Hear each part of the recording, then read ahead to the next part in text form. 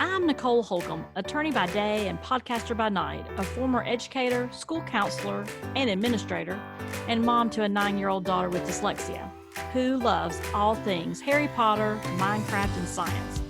A few years ago, she was identified with dyslexia, and our life seemed to turn upside down for a while, quite literally. I created the Dyslexia Mom Life podcast to help you navigate the upside down journey of dyslexia. You got this. If you're wanting to thrive as a mom in this dyslexia journey, then you're in the right place. Let's get started. You are listening to the Dyslexia Mom Life podcast. I'm your host, Nicole, and I'm delighted to have you with us today. You know, it's hard to believe that we've made it through yet another school year. It is the last day of May, and we are now going into the summer with our families and friends. And I know some of you out there still have a few more weeks of school. You know what? You got this. Hang in there. It is almost done. This month has been a really special month for us here at the Dyslexia Mom Life community. I've had the honor this month to share with you some very personal dyslexia mom stories. If you've been busy this year, I get it. May is a busy time of the year for many families. No worries. These are definitely binge-worthy episodes. So grab your earbuds and go and spend some time listening over the summer. Share those episodes with your friends. You know the friends I'm talking about. The ones who are starting their journey and they just feel alone and they don't know a direction. Many of these moms have had people to reach back out to them to let them know they really connected with their story. And sometimes just to hear someone else's story, you know, helps us feel just a little bit less alone. So feel free to share any of these stories that you heard over the month of May and anything, you know, at all on the podcast that you feel like would be helpful to someone else. That is the biggest compliment you can give us. This episode today, the 6 self-care tips from real moms who get it. That's what this episode is all about, self-care. I know you, and I know you put yourself at the end of your to-do list. Right? And many of you just, I've got air quotes here, just don't have the time for self-care. You want to show up as your best self for your family, for your friends, and especially for your children. And the only way that you can do that is to start the day with you. Now, you may say, Nicole, I can't start my day with my self-care, you know, whatever your routine may be. But every morning when you wake up, be thinking about what is your self-care priority going to be that day. You know, friends, it may just be 5 minutes in the car by yourself in the driveway, right? So this month, though, we have had the opportunity to collect and put together this particular special podcast for you from the moms that you heard from this month. We have pulled all of their self-care tips that they shared throughout the month and put them all in this one special show just for you. This has been a month of celebrating moms, and we are sharing them with you today. I hope that these 6 self-care tips provide you with some inspiration. Some inspiration to put yourself first. It's not selfish, it's essential. Well, let's just jump right in. I want to talk about the first tip that we heard many moms share this month. And that first tip, let's start with how moms are prioritizing fitness in their lives. Yes. For me, it's exercise. I have anxiety myself, and it really helps me deal with all that's coming my way. So exercise is non-negotiable. I mean, it cannot be. So for me, it's exercise. So the most important ones to me are working out. And right now, obviously not everybody can do that. COVID self-care versus my pre-COVID. Pre-COVID, you know, I was in Arizona. I was in a total different climate compared to Washington State, but I loved like hiking. So actually, when COVID came, life changed and we had to readjust how we were doing everything. And when I was younger, I was very into running. I was very into sports. I enjoyed being physical. There's some girls in the neighborhood who go on walks, and we hold each other accountable to making sure that we get together to go on a walk every other day, whether it's morning, noon, or night. Everyone figures it out in their schedule. So again, my people, you know, I found a group of people that I can relate to. that, and I kind of integrate some of that physical activity because I realized I need that. But playing basketball with my son after school, when he asks me this morning, he asked me to get up at 5 a.m. to go play basketball and practice. So I was like, you know what? You're driven to do this, so I'm going to show up, right? But it got me to do some of the things that I needed to do actually for myself. But I get to do it with someone I enjoy because I am a people person. It's actually being with the people I love, but also being physically active in the same time and doing exercise. And so the beginning of the pandemic, I was walking a lot because it was good weather, and I hope to return to that. I like having my own dance parties in my house now because I really like music. I like to dance around because I was taking walks daily. I mean, it was March, April, and it was very nice. Well, something I just recently started was walking early in the morning. I get up at 6 now and I walk until about 7:30 and come back and finish getting the kids ready for school.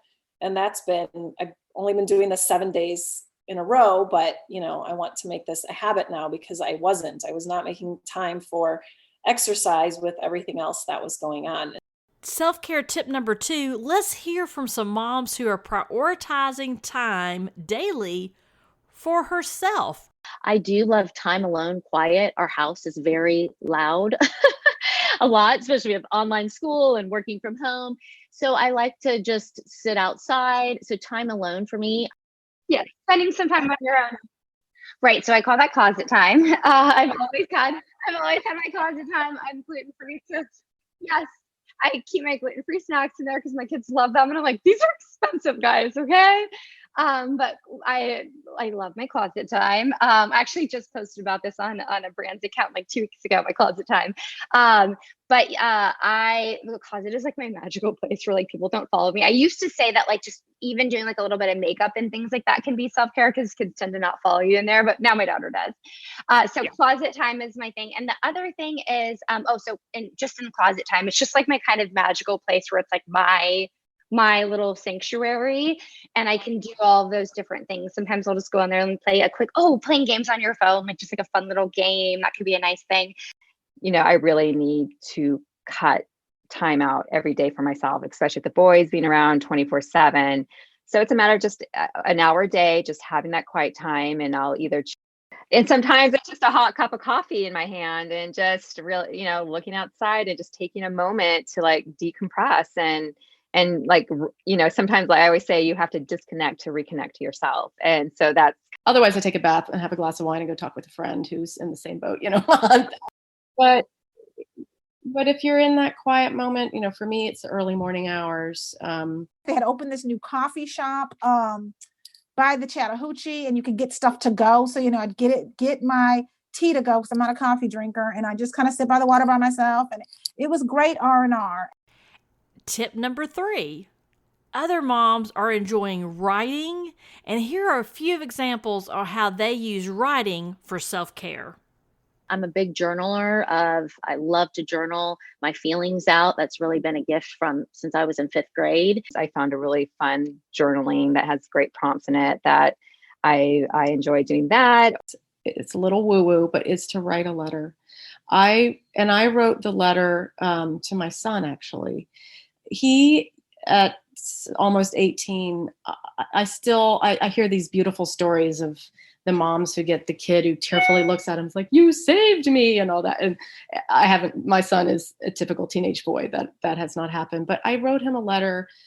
I don't know if I'll ever give it to him. I haven't given it to him yet, but it just told him a little bit about where I was on that day that I wrote it. I think when I wrote it, something had happened that day, and maybe it wasn't a bad thing, although it could have been something that I felt like I needed to talk about. But I just sort of fleshed out a letter and let that inner voice that we all have speak, and somehow putting it on paper was really sort of therapeutic for me. And I'll pull that letter out every now and then and read it. And it sort of capsulizes that moment in a way. And I'll probably give it to him someday, but that's a weird self-help. I mean, I actually wrote a 10-page letter this morning to myself, but that's my thing as a letter writer. So that would be my piece of advice. Self-care tip number 4. What about getting out in the world? And then adventures. I love adventures with my husband. So getting outside in nature every day. I've read so many articles recently about how helpful it is to your mental health. So sometimes I'll even do Zooms like this or calls like this outside. But if you can just spend some time, I know it's very cold for a lot of people right now, but bundle up. If you can go, you can take like a socially distant hike with a friend. Exploring or learning or traveling. So since COVID hit, like funny enough, like we've traveled a ton. It's probably not what I should be saying right now, but lots of masks in our bags, right? And so that ironically is it's a perfect time to travel because no one's traveling. So everything's empty and you get it all to yourself. Self-care tip number 5. Let's hear from some moms who like to take time for mindfulness practices. I think to take a deep breath. So in the fall, I noticed that I was struggling with a lot of this. We had just moved to a new house. We had so many things going on. The kids just started school. Their new school was so much more demanding online than it was in the springtime. So I actually took a course online, and I used to meditate a lot when I was younger. And I'm like, I started, and I'm like 20 seconds later, my brain is everywhere. So I actually learned in this class many other ways to do kind of forms of meditation that are quick, like you said. So there's mantras you can do. So those are really easy things where you're like, I am calm. And, you just like kind of say things to yourself. And I even do this with my son. And then there's just several other ways you can do like a progressive body relaxation. And again, that's a good thing to do with my kids, like at nighttime. But like you said, meditation and these things don't have to be this major thing. They even taught us one where you eat something that you really enjoy, like a sweet. I do this with macaroons. And you try to notice all the flavors and everything that's going on. So you're kind of tuning everything else out. So I was going to say kind of my sweets. I know some people like go into like some body dysmorphia and all these types of things, but sometimes when you're having a hard day, I just need like a sweet in my closet and yeah, so she was actually explaining, so you really focus on all the different sensations, how your body's feeling, and it's actually extremely relaxing, and it helps tap into your parasympathetic nervous system. That's what meditation does, and that's what the chanting and all these other things. So like you said, that 1 minute thing might seem silly, but it's really, really, really helpful. And finally, tip number 6. A few moms share how they find power and inspiration from learning. And to educate yourself as much as you can. If it's reading a book, finding a friend that's very supportive and that will let you vent, even if they haven't been down that road, or a professional, anyone that can really provide that support for you as you process it yourself. That are really, reading a book. And like, I think sometimes like books don't have to be these like big overwhelming things. We don't always have to read like these like real, like what I call like, like better, I don't even know why I do that. Join every Facebook group you can and attend. And now it's even easier, even though we're all in Zoom burnout, but attend every workshop and session that you can go to. I am also a member of the National Council for Learning Differences, and they have a speaker series, and it's good to get on there and hear other parents, hear what they have to say. You can ask questions, but then sometimes you want to just listen and say, okay, I'm not in this alone. So the more groups you join, the more you'll find out. And so I know it's different for everybody else, but learning about the science of reading for me is life-changing. Just learning about the way that the brain develops and the brain moves, the way I even approach situations and people now is different.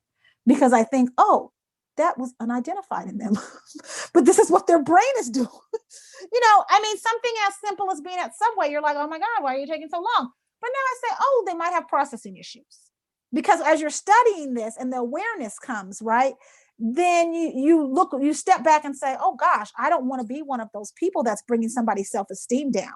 Because when you're in these Facebook groups and you see what these children go through, and then I'm even in one where the adults talk about what they go through, the way that coworkers or bosses have talked to them. I just think it's really important because the more you know, the more you can teach your child and have them become their own advocate. Because that's at the end of the day, that's what we want them to do. We want them to say, hey, can I get that lesson on tape? Because I have dyslexia, do you mind repeating that?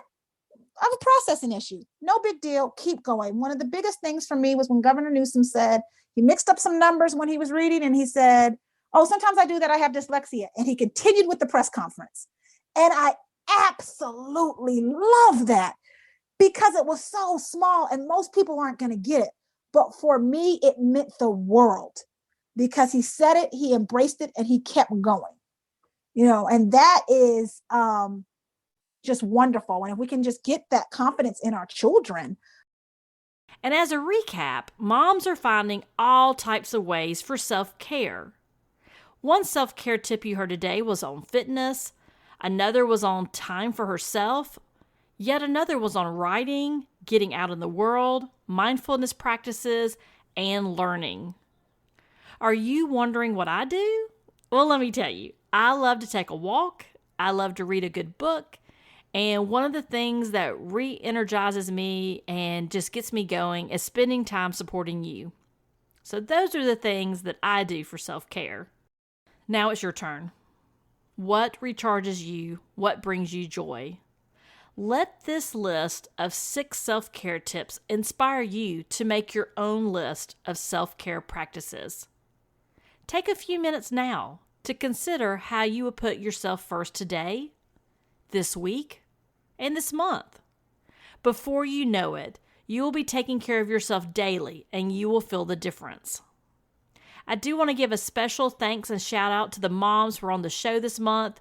You have heard from them again today. We had Nancy, Daniela, Erica, Dawn, Rebecca, Valerie, Cassie, and Rachel, and they all did an amazing job. If you've not listened to their episodes this month, I highly encourage you to go back and listen. They all have unique stories, but they all have such, heartfelt stories that they're sharing with us, and we so appreciate them and give them special thanks this month. And thank you for listening and supporting the show. And like I said earlier, the biggest thanks that you can give us is to share this show with a friend. And remember, you got this. Have an amazing summer.